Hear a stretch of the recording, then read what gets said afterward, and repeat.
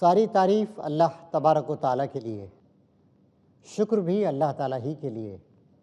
اللہ تعالیٰ کی بہترین اور بے حد و حساب رحمتیں ہوں اس کے تمام رسولوں اور نبیوں پر، خصوصاً نبی آخر الزماں حضرت محمد مصطفیٰ صلی اللہ علیہ وسلم پر۔ محترم ناظرین، آج کی اس نشست میں ہم خوف خدا کے تقاضوں کے بارے میں غور و فکر کریں گے۔ ساری کائنات کا پروردگار، مالک اور حاکم اللہ تبارک و تعالیٰ ہے۔ ساری کائنات اللہ ہی کی پیدا کردہ ہے، اللہ ہی کی عبادت کر رہی ہے، اسی کی تعریف میں رطب اللساں ہے، سب کو اسی کے پاس لوٹ کر بھی جانا ہے۔ اللہ تعالیٰ نے انسان کو ایک بہت بڑا درجہ عطا فرمایا ہے اشرف المخلوقات کا، اس کے سر پر اپنی خلافت کا تاج رکھا ہے۔ اللہ تعالیٰ نے ایمان لانے والوں کو حکم دیا ہے کہ وہ ہر وقت اللہ تعالیٰ سے ڈرتے رہیں۔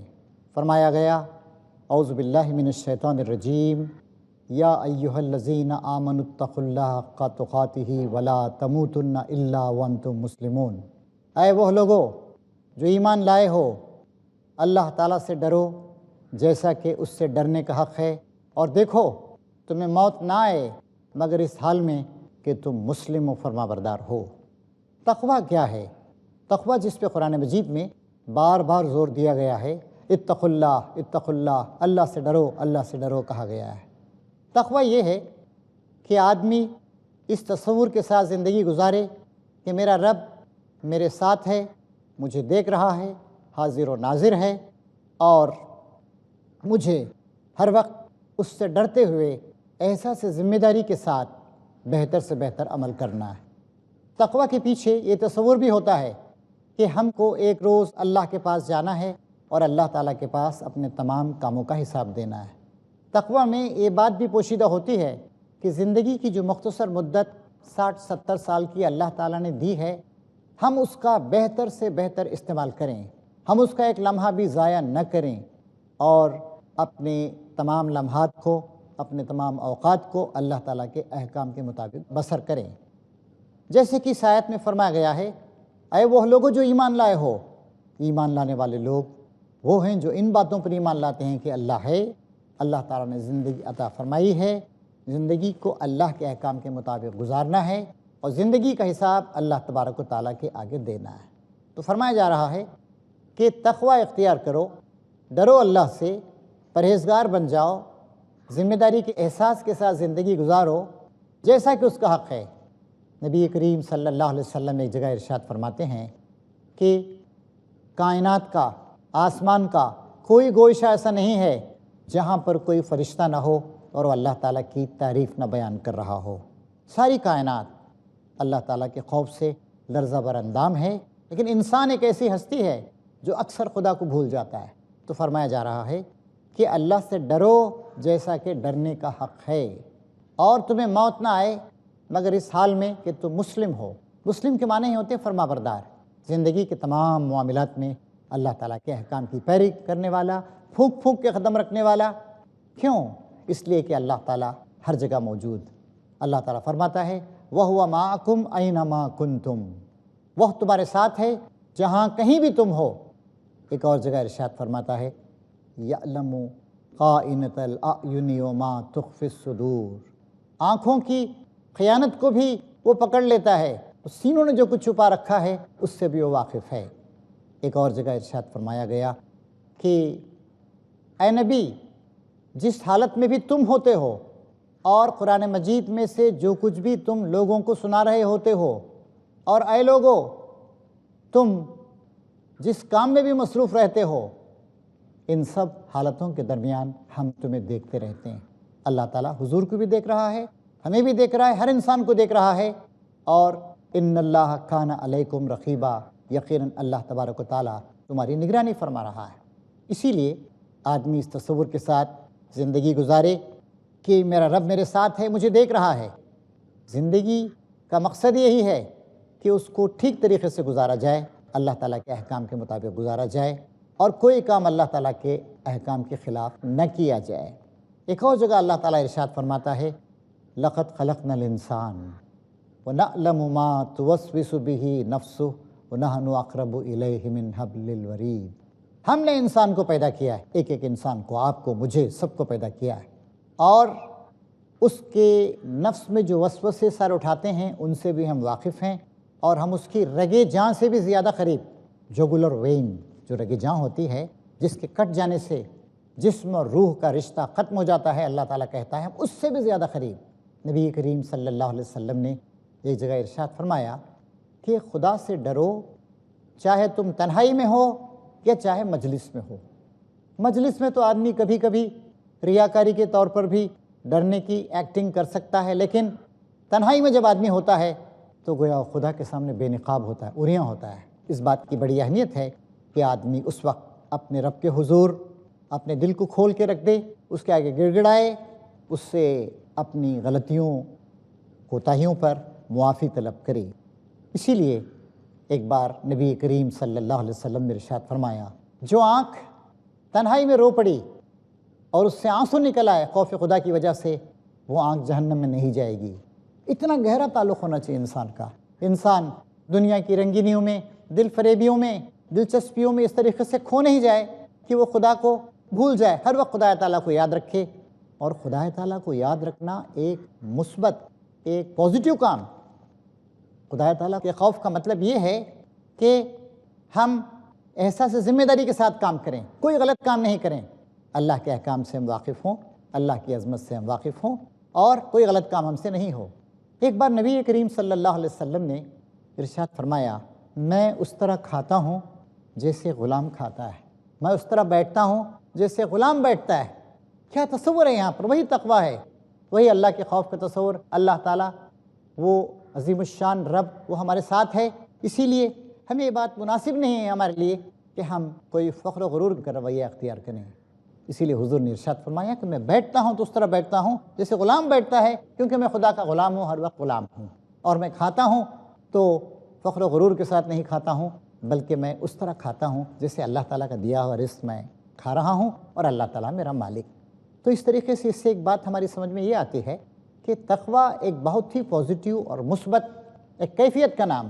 جب وہ کیفیت انسان پہ طاری ہوتی ہے تو آدمی ہر وقت آن ہز گارڈ رہتا ہے، اپنی نگرانی کرتا رہتا ہے، کوئی غلط کام نہیں کرتا ہے۔ تو اگر تقویٰ صرف یہ ہو کہ ہم نے کچھ خاص قسم کا لباس پہن لیا، یہ تقویٰ نہیں ہے۔ چنانچہ ایک بار نبی کریم صلی اللہ علیہ وسلم نے ارشاد فرمایا، التقویٰ ہا ہنا، التقویٰ ہا ہنا، التقویٰ ہا ہنا۔ تقویٰ یہاں ہوتا ہے، یہاں ہوتا ہے، یہاں ہوتا ہے۔ یعنی تقوی کا مرکز ہمارا قلب و دماغ ہے، ہمارے تصورات ہیں، ہمارے خیالات ہیں۔ کیونکہ ہم لوگوں کو دکھانے کے لیے تو کچھ کام کر سکتے ہیں، لیکن وہ تقویٰ نہیں ہوگا۔ تقوی قلب، سچا خوف اللہ تعالیٰ کا یہ ہے کہ آدمی خدا کا تصور کر کے آدمی برائیوں سے بچ جائے۔ اس تقوی کی بار بار نصیحت کی گئی۔ ہمارے بزرگوں نے کہا ہے، التقویٰ ملاک الحسنات، تقویٰ ساری نیکیوں کا سرتاج ہے، ان کا بادشاہ ہے۔ تقویٰ ہی اگر نہیں رہا کسی کام میں تو وہ کام بیکار۔ اللہ تعالیٰ ہر وقت یہ دیکھتا ہے کہ جو کام ہم کر رہے ہیں کس نیت کے ساتھ۔ بخاری شریف کی مشہور حدیث جس کو بڑی اہمیت دی گئی ہے، انما الاعمال بالنیات، عمل کا دار و مدار نیت پر ہے۔ اگر ہماری نیت خدا کو خوش کرنے کی نہیں، دنیا کو خوش کرنے کی رہی تو اللہ تعالیٰ اس کو کوئی اہمیت نہیں دے گا۔ اسی لیے نبی کریم صلی اللہ علیہ وسلم نے ارشاد فرمایا کہ من صلی یرائی فقد اشرکا، جس نے نماز پڑھی لوگوں کو دکھانے کے لیے، خدا کے خوف سے نہیں، تو گویا اس نے شرک کیا۔ من صام یرائی فقد اشرکا، جس نے روزہ رکھا لوگوں کو دکھانے کے لیے، لوگوں سے تعریف حاصل کرنے کے لیے، تو اس نے گویا شرک کیا۔ ومن صدق یرائی فقد اشرکا، جس نے لوگوں کے دکھاوے کے لیے صدقہ دیا، خیرات کی، اس نے گویا شرک کیا۔ شرک کیا ہے؟ اللہ کے علاوہ کسی اور کی خوشی اور رضامندی حاصل کرنے کی کوشش کرنا، اس کے لیے کام کرنا۔ اور مومن کا کام یہ ہے سب کچھ اللہ تعالیٰ کے لیے کرے۔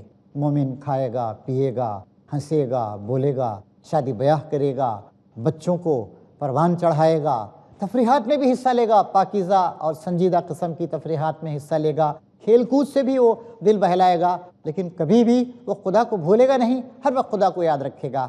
یہی یہ تقویٰ۔ یہ کیفیت ہماری زندگیوں میں آنی چاہیے۔ آج ہمارے سماج میں جو بہت ساری خرابیاں آ گئی ہیں، اس میں خرابی یہ بھی ہے کہ ہم نے سمجھا کہ نہیں خاص قسم کا لباس پہن لیں یا کچھ کلمات بیان کرتے رہیں اور وہی تقویٰ کی علامت۔ دیکھیے کلمات کی بڑی اہمیت ہے، مثلا سبحان اللہ، الحمدللہ، اللہ تعالیٰ ہر نقص سے پاک ہے، ساری تعریف اور سارا شکر اللہ تعالیٰ کے لیے۔ یہ کلمات بار بار ہم کیوں دہراتے ہیں؟ تاکہ ہر وقت تصور زندہ رہے کہ ہمارا رب پاک ہے اور ہمیں بھی پاک بننا چاہیے۔ ہمارا رب قابل تعریف ہے، ہمیں بھی اپنے اندر قابل تعریف گن پیدا کرنے چاہیے۔ ہمارا رب کوئی ہر طرح کی خرابیوں سے اپنے آپ کو بلند کر رکھا ہے، ہمیں بھی خرابیوں سے پاک رکھنے کی کوشش کرنی چاہیے۔ اللہ تعالیٰ سب سے محبت کرتا ہے، ہم سب سے محبت کریں۔ اللہ تعالیٰ برائی سے نفرت کرتا ہے، ہم برائی سے نفرت کریں۔ اللہ تعالیٰ فراخ حوصلہ اور فراز دل ہے، ہم بھی فراخ حوصلہ اور فراخ دل رہیں۔ اللہ تعالیٰ معاف کرنے والا ہے، ہم دوسروں کو معاف کر دیا کریں، درگزر کے ساتھ کام لیں۔ اللہ تعالیٰ دینے میں دلچسپی رکھتا ہے، لینے میں کوئی دلچسپی نہیں رکھتا۔ تو حاضرین، یہ اصلی کیفیت تقویٰ کی ہمیں اپنے اندر پیدا کرنے کی کوشش کرنی چاہیے، اور میں انشاءاللہ اس معاملے میں 2-1 مثالیں بھی آپ کے سامنے دوں گا، لیکن چند منٹ کے لیے ہمیں ایک بریک کی اجازت دیجیے۔ بریک کے بعد پھر ہم آپ کی خدمت میں حاضر ہوں گے۔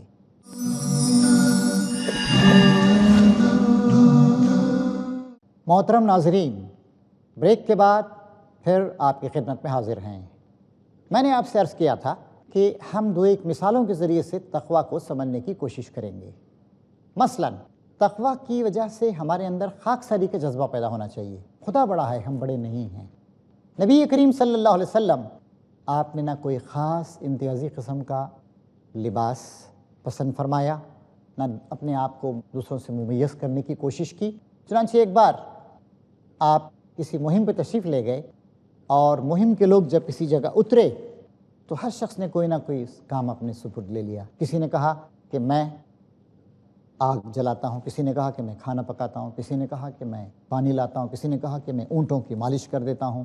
نبی کریم صلی اللہ علیہ وسلم نے ایک نہایت سخت کام چنا، میں جنگل کو جا کر لکڑیاں کاٹ کے لاتا ہوں۔ لوگوں نے کہا یا رسول اللہ، آپ تو بس تشریف رکھیں۔ اور ظاہر ہے جو مسلمانوں کا ذمہ دار ہوتا ہے، سردار ہوتا ہے، اس کو اپنے دماغ سے زیادہ کام کرنا پڑتا ہے، اس کی جسمانی محنت کی اہمیت نہیں ہے، فکری کام کرتا ہے وہ۔ چنانچہ لوگوں نے کہا یا رسول اللہ، آپ بس تشریف رکھیں۔ لیکن دیکھیے نبی کریم صلی اللہ علیہ وسلم پر تقویٰ کے کیسے اثرات تھے اور کیسی خاکساری چھائی ہوئی تھی کہ آپ نے کہا کہ اللہ تعالیٰ اس بات کو پسند نہیں کرتا کہ کوئی شخص اپنے دوستوں کے درمیان ہو تو اپنے لیے کوئی ممتاز پوزیشن اختیار کرے۔ یہ تقویٰ کی بات۔ حالانکہ نبی کریم صلی اللہ علیہ وسلم کو اللہ تعالیٰ نے خود امتیاز، عظیم امتیاز عطا فرمایا تھا، لیکن آپ نے کیا کہا؟ یعنی آپ نے اپنے صحابہ کے معیار پر اپنے آپ کو اتار دیا اور کہا اللہ اس بات کو پسند نہیں کرتا کہ کوئی شخص اپنے ساتھیوں کے درمیان میں ہو تو اپنے لیے کوئی ممتاز پوزیشن اختیار کرے۔ ایک اور علامت، کبھی کبھی حضور کی نورانی مجلس میں لوگ آتے، پوچھتے کہ نبی کون؟ یعنی نبی کے لیے کوئی خاص کرسی نہیں ہے، کوئی خاص تکیہ نہیں ہے، کوئی خاص مسند نہیں ہے، سب کے ساتھ مل جل کر شیر و شکر ہو کے بیٹھے ہیں۔ آج ہمارے دلوں میں کیسے کیسے نفس پرستی کے بت ہم نے چھپا رکھے ہیں۔ ہم اپنے نفس کی پوجا کرتے ہیں، نفس کی پرستش کرتے ہیں، ہم اپنے آپ کو بڑا سمجھتے ہیں۔ اور نبی کریم صلی اللہ علیہ وسلم نے فرمایا کہ اگر تم نے اپنے کسی بھائی کو حقیر سمجھا تو تم نے برائی کا ارتکاب کر دیا۔ تقویٰ جہاں پر ہوتا ہے وہاں آدمی کسی کو برا نہیں کہتا ہے، کسی کو گراتا نہیں ہے، کسی کی تحقیر نہیں کرتا، سب کی عزت کرتا ہے۔ ایک بار نبی کریم صلی اللہ علیہ وسلم آپ تشریف لے جا رہے تھے، اونٹ پر سوار تھے، ایک شخص دیکھا اور روب نبوت سے وہ کانپ گیا۔ آپ نے کہا کہ ڈرو مت، میں قریش کی ایک ایسی عورت کا بیٹا ہوں جو سوکھا گوشت خرید کر کھاتی تھی۔ یعنی اپنی غربت کا آپ نے ذکر کیا۔ تو تقویٰ کا ایک اس کا تقاضا یہ بھی ہے کہ ہمارے اندر خاکساری ہو۔ اسی طریقے سے تقویٰ کا چونکہ قلب سے تعلق ہے، جذبات سے تعلق ہے، اور سارے کام ہمارے جذبات کی بنیاد پر ہی ہوتے ہیں۔ جذبات اگر ہمارے صحیح نہیں رہے، وہاں خرابی آ گئی تو ہمارے اعمال میں بھی خرابی آ جاتی۔ چنانچہ تقویٰ کا تقاضا ہے کہ ہم سچی بات کہیں، ہم خوشامد نہیں کریں، ہم کسی سے ڈریں نہیں۔ ہاں، مناسب طریقہ اختیار کرنا چاہیے، یہ مطلب نہیں ہے کہ ہم منہ پھٹ طریقے سے کوئی بات کہہ دیں، نہیں، بات کو اس طریقے سے پیش کیا جائے کہ جو شخص بات کو ریسیو کر رہا ہے وہ بات کو ٹھیک طریقے سے سمجھے، لیکن خوشامد کا طریقہ، بات کو مبالغے کے ساتھ پیش کرنے کا طریقہ، یہ سب کے سب تقوی کے خلاف۔ تقوی کا ایک تقاضا یہ بھی ہے کہ آدمی ہمیشہ حق کی حمایت کرے۔ جو شخص اپنی قوم اور اپنے گروپ کی کسی غلط معاملے میں تائید کرتا ہے، وہ اس شخص کی طرح ہے کہ اس کا اونٹ کنویں میں گر رہا تھا، وہ بھی دم پکڑ کر گر گیا۔ نہیں، ہم حق بات کہیں گے، ہم مسلمان ہیں، مسلمان کوئی غلط بات کہتا ہے ہم کبھی اس غلط بات کی حمایت نہیں کریں گے، ہم سچ کی حمایت کریں گے۔ اور تقوی کا ایک تقاضا یہ بھی ہے کہ تعاونوا علی البر والتقوی ولا تعاونوا علی الاثم والعدوان، نیکی اور تقوی کے کاموں میں سب کے ساتھ تعاون کرو، ان کی مدد کرو، گناہ اور بغاوت کے کاموں میں کسی کی مدد مت کرو، کسی کا ساتھ مت دو۔ اسی طریقے سے تقوی کا یہ بھی تقاضا ہے کہ ہم اپنے بال بچوں پہ توجہ دیں۔ اللہ تعالیٰ نے ارشاد فرمایا ہے کہ اے ایمان لانے والو، اپنے آپ کو اور اپنے گھر کے لوگوں کو جہنم کی آگ سے بچاؤ۔ چنانچہ سب سے پہلے ہم پہ ذمہ داری عائد ہوتی ہے اپنے خاندان کی، اپنی بیوی اور بچوں کی۔ بیویوں کے ساتھ بھی بہترین سلوک کیا جائے۔ نبی کریم صلی اللہ علیہ وسلم نے فرمایا کہ تم میں سب سے اچھے وہ لوگ ہیں جو اپنی بیوی اور اپنے گھر والوں کے ساتھ اچھے ہیں، اور مجھے دیکھو کہ میں اپنے بیوی بچوں کے ساتھ، اپنے اہل ویال کے ساتھ کتنا اچھا رویہ اختیار کرتا ہوں۔ پھر تقویٰ کا تعلق ہمارے مالی معاملات سے بھی ہے۔ ہمارے مالی معاملات بالکل کلیئر ہوں، ہمارے حسابات کلیئر ہوں، اور بس کسی قسم کی اس میں جھول نہیں ہو، اس میں کوئی بے ایمانی نہیں ہو۔ چنانچہ جو چیز دی جائے اس کی خامی بتا کے، بھئی یہ چیز ایسی ہے، یہ چیز ایسی ہے، خواہ مخواہ اس کی تعریف نہیں کی جائے، مبالغہ نہیں کیا جائے۔ اب میں آپ کو واقعہ سناؤں گا۔ نبی کریم صلی اللہ علیہ وسلم کی زندگی کا آخری دور تھا۔ حضرت معاذ بن جبل رضی اللہ تعالیٰ عنہ جو ایک نوجوان صحابی تھے، اور حضور ان سے بڑی محبت کرتے تھے، ان کی خوبیوں کی وجہ سے آپ اپنی زندگی کے آخری دور میں ان کو یمن کا گورنر اور حاکم بنا کے بھیج رہے تھے۔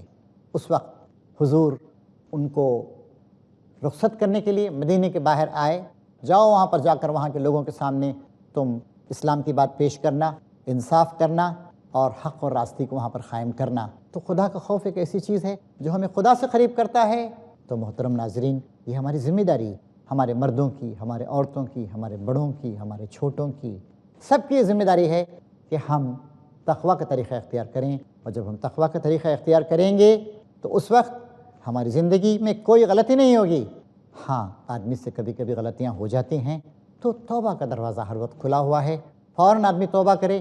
طریقہ یہ اختیار کیا جائے کہ ہم اپنا احتساب کریں، فجر میں کچھ باتیں طے کریں، فجر کی نماز کے بعد دوپہر تک یہ کریں گے یا نہیں کریں گے، ظہر میں اس کا احتساب کریں، کوئی غلطی تو نہیں ہوگی، اللہ سے معافی مانگیں، عصر میں احتساب کریں، مغرب میں کریں، اور لازماً سوتے وقت احتساب کریں کہ تقویٰ کے تقاضوں کے خلاف، خوف خدا کے تقاضوں کے خلاف کوئی چیز ہمارے اندر تو نہیں آ گئی، اور اس طرح کی چیز آ گئی تو ہم اس کی اصلاح کرنے کی کوشش کریں۔ اور زندگی کے جو بھی معاملات ہیں، نماز جو ہے وہ خوف خدا پیدا کرنے کے لیے، روزہ کس لیے ہے؟ لعلکم تتقون، تاکہ تم متقی بن جاؤ، پرہیزگار بن جاؤ، ذمہ دارانہ زندگی گزارو۔ نماز کے ذریعے تو 5 وقت ہماری زندگی میں گویا کھوٹے گاڑ دیے گئے ہیں، باندھ دیا گیا ہے ہمارے دن بھر کی 24 گھنٹے کی زندگی کو۔ روزے کے ذریعے سال بھر میں 1 مہینے تک اللہ سے ڈرنے، کھلے چھپے ہر حال میں اللہ سے ڈرنے، اللہ کے احکام کی پابندی کرنے، اللہ کے احکام کو توڑنے سے بچنے کی ہم کو ٹریننگ دی جاتی ہے۔ اسی طریقے ختم حج میں بھی ہم کو تقوی کی ٹریننگ دی جاتی ہے۔ الغرض یہ کہ تقوی کے ذریعے سے ہماری پوری زندگی، ہماری انفرادی زندگی، ہماری عبادتیں، ہماری معاشرتی اور خاندانی زندگی، ہمارے سماجی زندگی، ہماری سیاسی زندگی، ساری زندگی سنور جائے، یہ تقوی کا مقصد۔ اور اگر یہ مقصد حاصل نہیں ہوا تو پھر اس تقوی کا نام لینا صحیح نہیں ہوگا۔ بہادر شاہ ظفر، ہندوستان کے آخری مغل تاجدار، نے کہا تھا، ظفر آدمی اس کو نہ جانیے گا، ہو وہ کیسا ہی صاحب فہم و ذکا، جسے عیش میں یاد خدا نہ رہی، جسے تیش میں خوف خدا نہ رہا۔ ہر وقت، خاص کر آرام اور عیش کے زمانے میں، اللہ تعالیٰ کو یاد رکھنا یہ ہمارے لیے بہت زیادہ ضروری ہے۔ اور تیش میں ہم بھڑک جائیں، کچھ کہہ ڈالیں، کچھ کر ڈالیں، اور تیش میں بہت سارے غلط کام آدمی کرے، قتل تک کر دیتا ہے آدمی، چھوٹی سی بات پر غصہ آتا ہے اور بہت کچھ کر دیتا ہے آدمی۔ تیش میں بھی خوف خدا ہونا چاہیے، اور اگر تیش میں غصے کی حالت میں بھی خوف خدا رہا تو ہماری زندگی درست گزرے گی۔ اس سلسلے میں ایک واقعہ یاد آتا ہے۔ حضرت امام حسن رضی اللہ تعالیٰ عنہ تیار تھے، کھانے کے لیے بیٹھے ہوئے تھے اور کپڑے وغیرہ انہیں اچھے پہن رکھے تھے، باہر فوراً جانا تھا ان کو کسی پروگرام میں۔ اس وقت ایک ان کی باندی آئی، سالن کا پیالہ اس کے ہاتھوں سے دھڑام سے گرا اور ان کے پورے کپڑے برباد ہو گئے۔ غصے کے ساتھ انہوں نے دیکھا اس کو، اس نے کہا، فوراً قرآن کی آیت پڑھی، دیکھیے عام خواتین تک میں، ملازمین تک میں قرآن کا کتنا ذوق تھا۔ اس نے کہا والکاظمین الغیظ، مومنوں کی صفت یہ ہے کہ غصے کو پی جاتے ہیں۔ انہوں نے اپنی نگاہیں جھکا لیں، غصے کو پی گئے۔ والعافین عن الناس، لوگوں کو معاف کر دیتے ہیں۔ آپ نے کہا میں نے تجھے معاف کر دیا۔ واللہ یحب المحسنین، اللہ تعالیٰ احسان کرنے والوں کو پسند کرتا ہے۔ کہا کہ جا تو میں نے آزاد کر دیا، ایک آزاد انسان کی زندگی گزار۔ تو اس طریقے سے تقویٰ جب انسان کی زندگی میں آتا ہے، خوف خدا کا جذبہ جاگتا ہے، تو انسان اپنی ہر حرکت پہ کنٹرول کرتا ہے۔ وہ اپنے لیے اور اپنی آخرت کے لیے کامیابی کا سامان فراہم کرتا ہے، اپنے گھر میں، اپنے سماج میں اور اپنے ملک میں، وطن میں، ہر جگہ لوگوں کے لیے وہ ایک بہترین انسان بن جاتا ہے۔ اللہ سے دعا ہے کہ تقویٰ کی یہ پاکیزہ آگ ہمارے دلوں میں لگے اور اس کی روشنی سے ہمارے جسم و جاں منور ہوں اور ہمارا سماج بھی اس سے فائدہ اٹھائے۔